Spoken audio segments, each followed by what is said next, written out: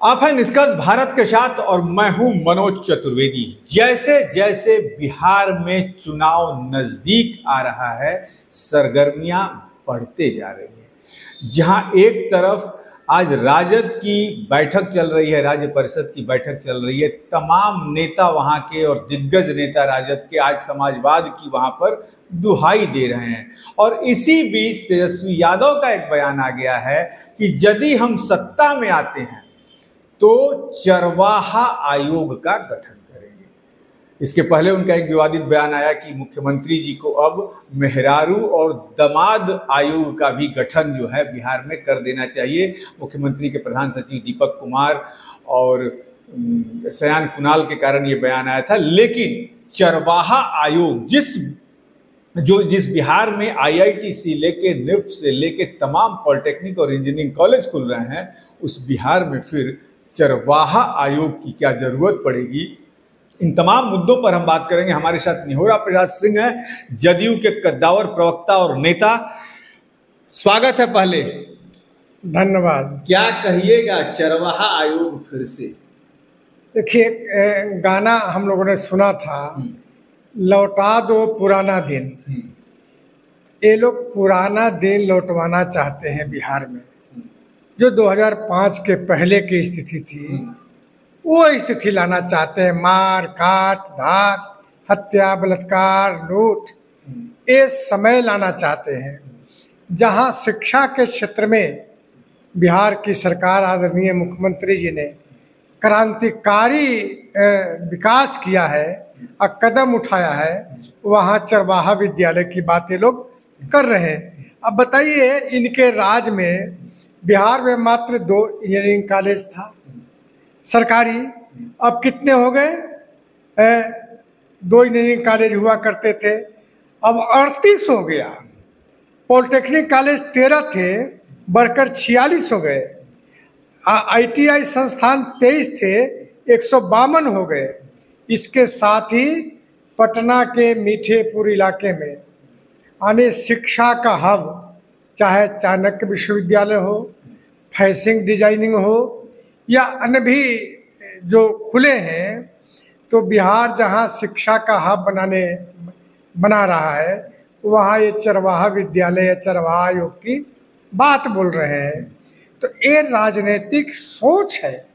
क्या चाहते हैं? बिहार के लोग अनपढ़ रहे।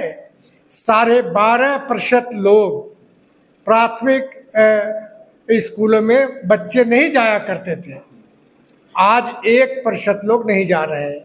तो शिक्षा, बेहतरीन शिक्षा दे रहे हैं और उसको चरवाहा आयोग की बात कर रहे हैं। एक बात मैं और बताता हूँ मनोज जी, राहुल गांधी ने साहस किया, एक दलित महिला से पूछा जा कर के कि बच्चे पढ़ते हैं? तो हाँ पढ़ते हैं। किस स्कूल में पढ़ते हैं, प्राइवेट में कि सरकारी में? तो सरकारी स्कूल में पढ़ते हैं। महिला जवाब दी, कैसी पढ़ाई होती है? कहा कि बेहतर, पहले से बढ़िया, यानी 2005 के बाद से बढ़िया स्कूल। अब इसके बाद भी तेजस्वी यादव की आंखें न खुले शिक्षा के मामले में, तो ये चरवाहा आयोग की बात करें तो मैंने ही कहा कि ये गाना गाते फिर रहे हैं कि लौटा दो मेरा पुराना दिन। तो अब पुराना दिन बिहार में लौटने वाला नहीं। ये तो उस समय बड़े बच्चे थे निहोरा जी। पुराना दिन तो मैंने लालू वाला पुराना दिन फिर से ले आना चाहते हैं। देखिए, हाँ मतलब वही लालू यादव वाला भी शासन तो इनके पिताजी माताजी का ही था ना। बच्चे थे, लेकिन पूरी कहानी, जब बच्चे बड़ा होता है ना तो माँ पिताजी पूरी कहानी और अन्य लोग जो शागिर्द होते हैं वो पूरे कहानी बताते हैं लोग। तो पूरी कहानी जो सुना है राजपाट का, तो पुनः लौटाना चाहते हैं कि 2005 के पहले की स्थिति ही बिहार में लौट जाए, जो संभव नहीं है बिहार में। एक सवाल निहोरा जी, और परसों का एक और बयान था उन्होंने कि कांग्रेस को उन्होंने चिट्ठी लिखा है और चिट्ठी लिखकर कहा है कि भाई अपनी मन पसंदीदा सीटें हमें बता दीजिए, मैंने अपने सहयोगी दलों को, कि आपकी मन पसंदीदा सीटें कौन सी है, फिर हम उस पर विचार करेंगे सर्वे करा के। ये क्या मायने हैं भाई? आप सीटें दीजिए, कौन कौन सी सीटें लड़नी है, क्या है? अभी भी कुछ तय नहीं कर पा रहे हैं तेजस्वी यादव। देखिए, कांग्रेस का जो स्थिति बिहार में था जब लालू यादव जी संभालते थे पार्टी को, तो कांग्रेस के सीटों पर स्वयं प्रत्याशी तय करते थे। सीट देने के बाद कौन लड़ेगा यह भी तय लालू यादव जी करते थे। उसी नीति पर तेजस्वी भी चल रहे हैं, जो मुझको लगता है कांग्रेस इस बार तैयार नहीं होगा। मतलब कांग्रेस इस बार निहोरा जी अपने बल पे भी चुनाव लड़ने को तैयार है, क्योंकि कन्हैया कुमार यहाँ आ गए हैं, लालू जो है वो यहाँ पे राज्य का नेतृत्व देख रहे हैं और नए अध्यक्ष उसको मिल गए। मतलब लालू की बातें अब सुनी नहीं जाएंगी। नहीं, कांग्रेस अगर अपने बल पर लड़ेगा तब मुझको लगता है कि तेजस्वी से बेहतर प्रदर्शन उसका होगा। जो क्षति हुई है कांग्रेस को, वो लालू यादव से समझौता करने के बाद ही। देखिए, आप इतिहास देखिए, पहले कांग्रेस को सारे लोग वोट किया करते थे, लेकिन जब से आरजेडी से समझौता किया तो कांग्रेस को वोट देना बंद कर दिया। मैं आपको एक बात बता दूं कि एक अंदरूनी सूत्रों से जो खबर है, कांग्रेस की अंदर की कोर कमेटी ने जो बिहार में सर्वे किया है, 2020 के भी चुनाव में उसका रिपोर्ट था। उस सर्वे में जो 2-3 लोग थे वो हमारे मित्र हैं, कि कहा कि कांग्रेस को अपने अकेले के दम पर बिहार में लड़ना चाहिए। हम 2020 में नहीं आएंगे, हम 25 में नहीं आएंगे, भविष्य हमारा सुदृढ़ होगा। लेकिन कहीं ना कहीं शायद कांग्रेस में कमजोरी है, या कांग्रेस लालू यादव के बिना बैसाखी के बिहार में नहीं चल सकती। ये कांग्रेस के ऊपर निर्भर है। मंगनीलाल जी, सीटें, चुनाव नजदीक आ गया है। मुकेश सहनी कह रहे हैं कि मैं उप मुख्यमंत्री बन रहा हूं और तेजस्वी यादव मुख्यमंत्री बन रहे हैं। अभी तक मुकेश सहनी अपने बल पर एक चुनाव नहीं जीतने वाले उप मुख्यमंत्री का सपना देख रहे हैं। भाई, सरकार बनेगी तब ना। सरकार तेजस्वी की या गठबंधन का बनने का सवाल ही नहीं है, क्योंकि जिस प्रकार बिहार में आदरणीय नीतीश कुमार जी पर बिहार के मतदाताओं का आस्था है, तो तेजस्वी की सरकार बनने के सवाल ही नहीं उठता है। अब जो भी कहते रहे कि हम डिप्टी सीएम बनेंगे, फलान करेंगे, और कहते रहे लोग। बिहार में तीसरे विकल्प की भी बात हो रही है, ओवैसी, प्रशांत किशोर, ये मैंने तीसरे विकल्प में भी बिहार की बात हो रही है। आपको क्या लगता है? बहुत राजनीति को करीब से आपने देखा है, क्या लग रहा है? नहीं, तीसरे विकल्प के का प्रयोग बिहार में होता रहा है, और इसके पहले भी ओवैसी और कई दल के लोग मिलकर तीसरे विकल्प बनने की कोशिश किया था, स्वाहा हो गए। देखिए, विकल्प यहाँ है ही नहीं। नीतीश कुमार जी के अलावे कोई दूसरा और तीसरा विकल्प नहीं बिहार में है।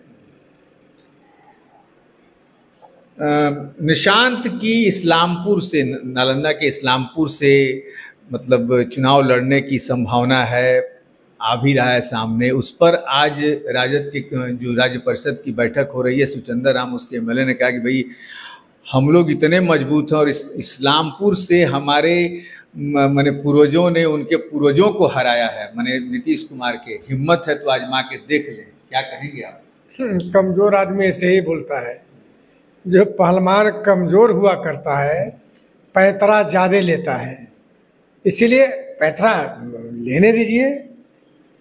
लेकिन हमारे पार्टी के प्रत्याशी ही पिछले बार कई कारणों से हम हार गए, जिसकी चर्चा हम नहीं करते, लेकिन लगातार इस्लामपुर से नीतीश कुमार जी की पार्टी जदयू है, वो जीतता रहा है और इस बार भी जीतेगा। निहोरा जी, आप प्रवक्ता हैं, जानकारियां आपके माध्यम से मीडिया को भी मिलती है। कहाँ से निशांत लड़ेंगे चुनाव? इस्लामपुर तो एक निकल के आया, कहाँ से? देखिए, जहाँ तक निशांत का लड़ने का सवाल है, जब तक आदरणीय मुख्यमंत्री जी की सहमति नहीं होगी तब तक चुनाव लड़ने का सवाल नहीं। देखिए, सैद्धांतिक रूप से नीतीश कुमार जी बहुत सुदृढ़ हैं, मैंने कहीं पर परिवारवाद का पंगा नहीं लगे, सिद्धांतों पर वो से हटने वाले नहीं हैं। कर्पूरी ठाकुर जी के पक्का शिष्य हैं वो, इसलिए मुझको नहीं लगता है कि जब तक वो राजनीति में है तब तक उनकी सहमति मिलेगी। लेकिन निहोरा जी, मान लीजिए आपकी कमेटी है, जदयू की राष्ट्रीय कार्यकारिणी समिति है, राज्य कार्यकारिणी समिति है, सब लोग यदि कहेंगे कि नहीं भाई निशांत को हम लड़वाएंगे चुनाव, वहाँ तो मुख्यमंत्री जी को मानना पड़ेगा इस बात को ना। देखिए, कहानी बताते हैं आपको। आदरणीय कर्पूरी ठाकुर जी नेता हुआ करते थे यहाँ। तो जिस कमेटी की आप बात बोल रहे हैं, कमेटी के लोगों ने ठाकुर जी के सामने प्रस्ताव रखा उनके बेटे के लड़ने के लिए। तो कर्पूरी जी ने कहा कि ठीक है, आप लड़ाइए, हमको कोई इतराज नहीं है, मैं नहीं लड़ूंगा। हाँ, ये कहानी इसको कहते हैं सिद्धांत।